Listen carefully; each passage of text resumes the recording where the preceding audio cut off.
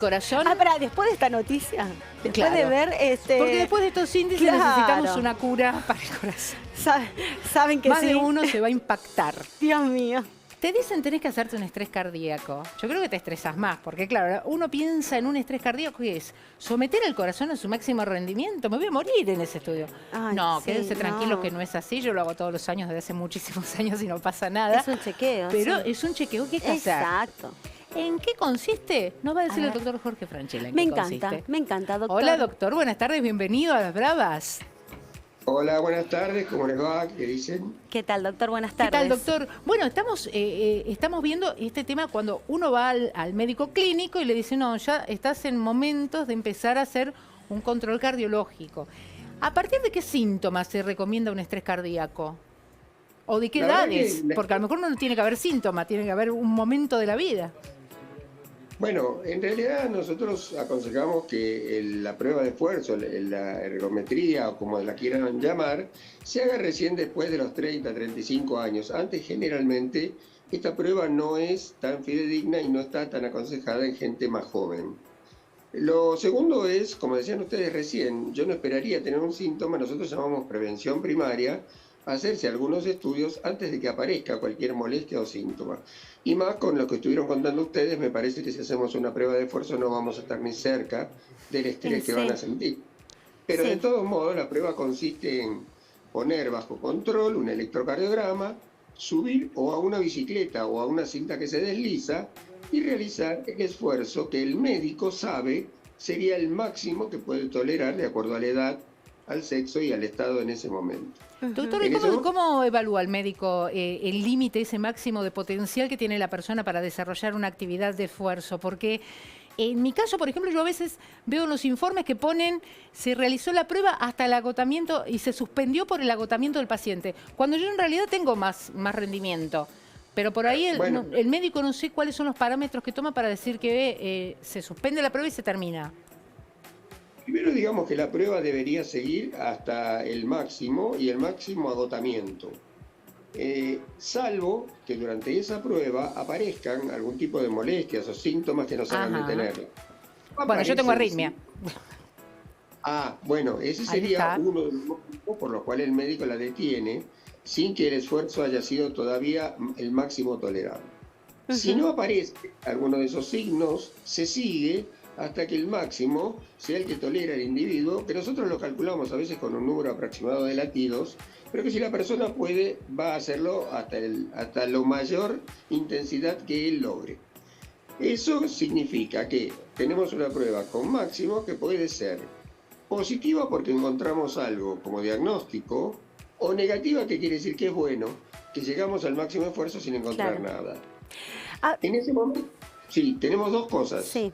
Un diagnóstico de que tenemos algo o que, por supuesto, estamos sanos. Y la segunda, que podemos medir cuál fue el nivel de esfuerzo.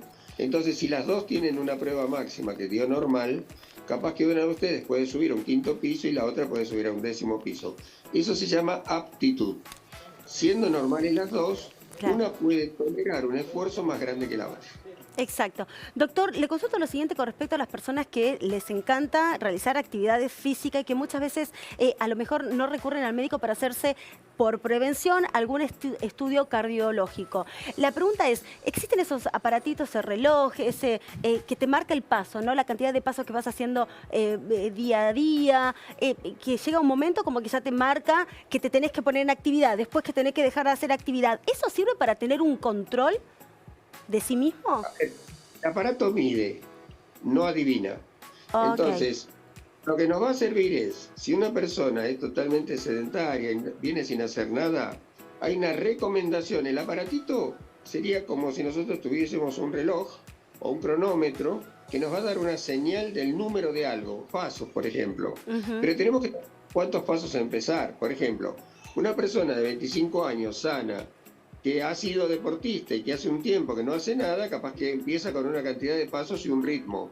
Caminar una cuadra en 2 minutos es pasear, caminar una cuadra en 1 minuto es ser activo. Entonces no es lo mismo caminar de un modo que del otro y el número de pasos tampoco.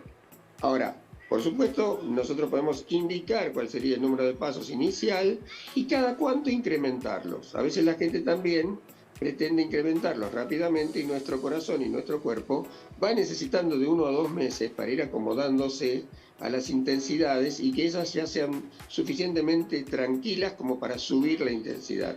Entonces, los aparatos son buenos, pero miden. Nosotros deberíamos tener una recomendación de un profesional. Doctor, usted hablaba de este estudio de estrés cardíaco, como se le dice vulgarmente, a partir de después de los 30 años para que sea eficiente el resultado. ¿Con qué periodicidad hay que realizarlo? ¿Cada cuánto? ¿A cada 6 meses? ¿Cada 1 año? ¿Cada 2? En primer lugar, bueno, la edad obviamente depende también de cuál es la actividad habitual de una persona. Cuando una persona tiene 25 o 30 y está haciendo una actividad intensa, sometido o a una situación física o a una situación de estrés, tenemos una periodicidad. En realidad, 1 vez por año es bueno tener algún tipo de resultado y de indicación, y de acuerdo también a cuál es nuestro estilo de vida, a nuestro nivel de estrés, a nuestra cantidad de actividad. Por ejemplo, las personas de 30 años, activas, sanas y que tienen una cantidad de actividad cotidiana, seguramente están en mejor estado que quienes están más tiempo sentados, mucho más sedentarios, obesos, hipertensos o con algún otro factor. Por eso a cada uno de ellos el médico le irá indicando cuando encuentra alguna afección y de no encontrar es un control de rutina, como le hacemos al auto, pero que de alguna manera va teniendo esa periodicidad. Doctor, yo le quiero consultar con respecto a el nivel de estrés, porque la verdad es inevitable, que vivimos todos los días para llegar al trabajo, porque o sea, son un conjunto de cosas que hace que tu vida todos los días sea como vivís una adrenalina constante, de querer resolver situaciones que no podés, se te escapan de tus manos, todo eso es un estrés. Ahora, cuando llegamos a nuestras casas, digo, uno dice, voy al gimnasio para descontracturar todo este estrés que tengo. ¿Es contraproducente eso? ¿Toda la adrenalina más el gimnasio? ¿O llego con esa adrenalina y me quedo en casa y me relajo, me tomo un té de tilo? Bueno, me gustó mucho la pregunta porque hace poco tuvimos justamente un episodio. Exacto. Estrés significa que estimulamos a los músculos y a la adrenalina, como vos dijiste, a estar alerta. Podemos cruzar la calle rápido y eso es bueno. Se llama eustrés. Eu quiere decir verdadero. Es decir, es lo que necesitamos de adrenalina para estar vivos y cuidarnos. Sí. Distrés significa que el estrés dura mucho y que nos está agotando. Entonces, eso es porque aumenta una sustancia, no importa, se llama cortisol. El hecho es que la actividad física está muy recomendada con una intensidad suficiente para que dilate nuestras arterias, nos relaje y tenga un efecto positivo. Si lo que hacemos es sumar al estrés cotidiano una exigencia inadecuada en un gimnasio, en un momento que estamos realmente cansados, estamos sumando riesgo. Entonces, tenemos que saber que esa actividad tiene que ser en la hora en la que todavía podemos manejar nuestra situación, no llegar corriendo, por ejemplo, a un gimnasio corriendo en el sentido de apurados y tensionados, y además sumarle esa exigencia que significa estar en un gimnasio casi por obligación, porque a veces es cierto, necesitamos en ese momento algo más relajante, necesitamos actividad regenerativa, más lenta, más pausada, con movilidad, con flexibilidad, pero no con exigencia. Entonces, más no es mejor. A veces necesitamos una dosis justa, como podría ser agua. Sin agua estamos en el desierto con sed, y si estamos en un océano nos ahogamos. Esto pasa igual. Exacto. Entonces sería lógico pensar que existe, así como un colesterol bueno y un colesterol malo, un estrés positivo y un estrés negativo. Digo positivo en el sentido que es esa energía vital, ese impulso que nos hace ponernos en movimiento. Tal cual, se llama eustrés, fue descrito por Van Zyl, y en realidad nos dice qué suerte que lo tenemos porque estamos atentos. Claro. Cuando eso es crónico, se mantiene, nos agota, nos deteriora. Y ese es el distrés, que nosotros todos lo llamamos a veces estrés. Sí. Doctor, ¿los niños se estresan a nivel, en el mismo nivel que un adulto, por ejemplo? Porque la verdad es que los niños yo cada vez los veo más estresados también. Cuando van al colegio, las exigencias que tienen, el susto, ver una noticia de que balearon a un niño de 12 años, también eso le genera al resto de los chicos estar más alerta cuando van al colegio, cuando salen, cuando van a comprar algo. O sea, es un montón de cosas. ¿Suelen estresarse más o igual que un adulto? El niño es tan sensible como el adulto o más. El niño está sometido a tensiones, a veces a exigencias, a veces a temores. Podemos llamarlo no sé si estrés para que la gente no lo confunda con el que es cardíaco, Claro. con repercusión cardíaca, pero sí es una tensión que puede tener un chico que además hoy recibe noticias, escucha frases de sus padres, a veces no entiende la noticia, pero a eso se suma después una exigencia escolar, Sí. a veces quieren ganar un campeonato, un torneo, Claro. y en lugar de divertirse y jugar terminan estando tensionados y angustiados. Entonces tenemos que ver cómo podemos relajarlo. Los chicos tienen que jugar, tienen que moverse, necesitan 60 minutos, no 30 por día, pero además de una manera placentera, y somos los adultos los que podríamos regular un poco aquello que depende de nosotros. Por ejemplo, el tipo de mensajes, el tipo de noticias, el tipo de actividades que les pedimos que hagan. Doctor, bueno, sé que no es su especialidad, pero quizás nos pueda responder. ¿Qué pasa con el tema de la prueba de esfuerzo de la que hablábamos antes, que nos decía lo ideal es hacerla a partir de los 30 años? ¿Qué pasa si se detecta sintomatología anterior? Por ejemplo, en el caso de los adolescentes, que a la edad del desarrollo por ahí tienen ciertas palpitaciones, momentos en donde hay, no sé si arritmias, pero el corazón está un poquito más enloquecido. ¿Por ahí hay alguna forma de detectar si se trata de algo patológico o algo normal? Claro, hay que entender lo siguiente. Nosotros los médicos cardiólogos tenemos y los deportólogos tenemos una serie de recursos. Por ejemplo, escuchar a la persona, es una historia clínica, ocultarlo, tomarle la presión, hacerle un electrocardiograma. Pero, por ejemplo, existe un método que se llama Holter, que es ponerle Ajá. un aparatito Sí. el electrocardiograma todo el día. 2 días a veces lo hacemos. Lo interesante es que lo está haciendo con las actividades de la vida diaria, sin hacerle hacer un esfuerzo especial. Pero el chico Holter mide la presión, ¿o no? ¿Qué es lo que mide el Holter? tenemos los dos. Tenemos el que mide el electrocardiograma y el que mide la presión. Ah, El que mapa o monitoreo ambulatorio, hay otro que es doméstico, pero este que yo digo hace el electrocardiograma. Lo interesante es que a veces en una prueba de esfuerzo ni siquiera en un adulto podemos fabricar la situación que queremos, pero después cuando le ponemos el aparato y está en su casa, con noticias, trabajando en su trabajo, subiendo escaleras, aparecen algunos hallazgos. Bueno, si lo usamos en alguien más joven, podríamos tranquilamente tener el electrocardiograma del momento que tiene la molestia. Y ahí podríamos estar detectándolo sin haberlo llevado, por ejemplo, a una prueba de esfuerzo.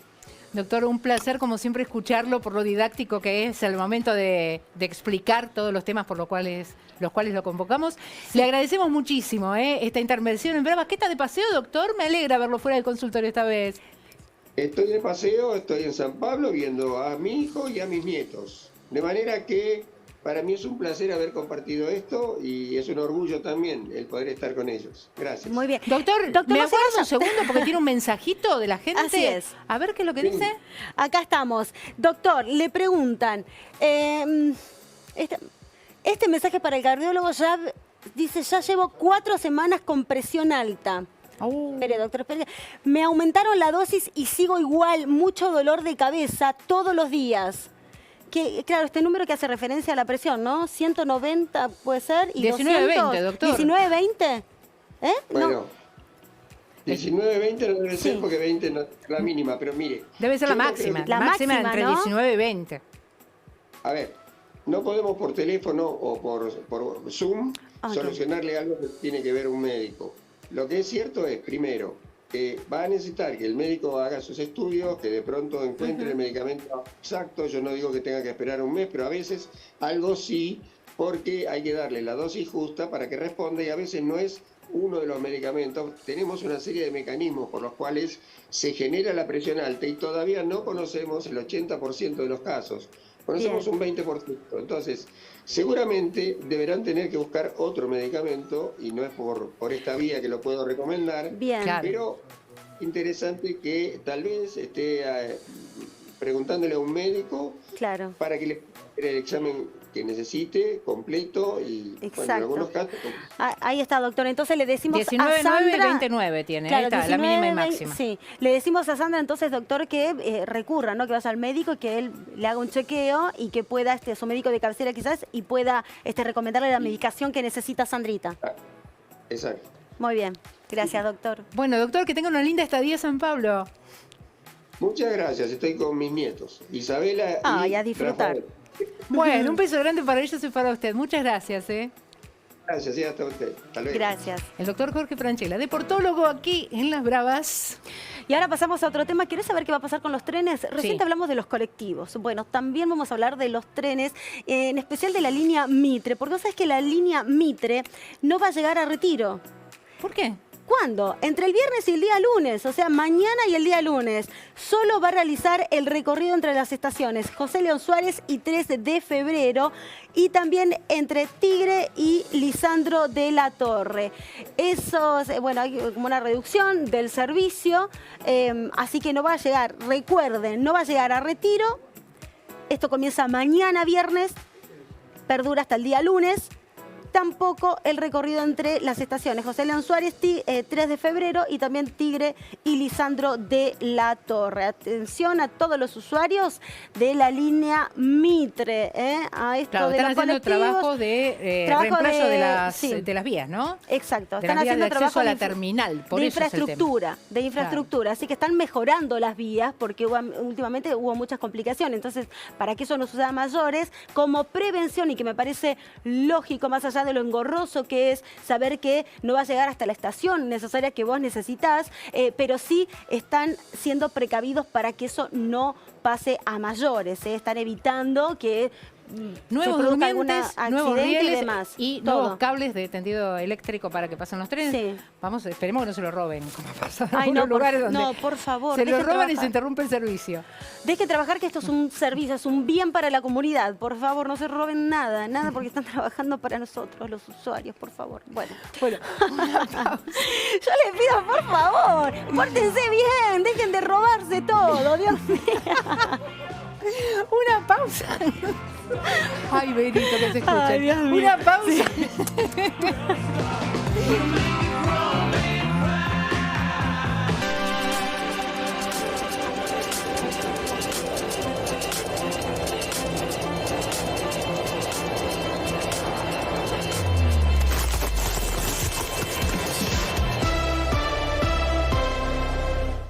Esmeralda, la exitosa telenovela mexicana que hizo furor en todo el mundo. En una noche lluviosa.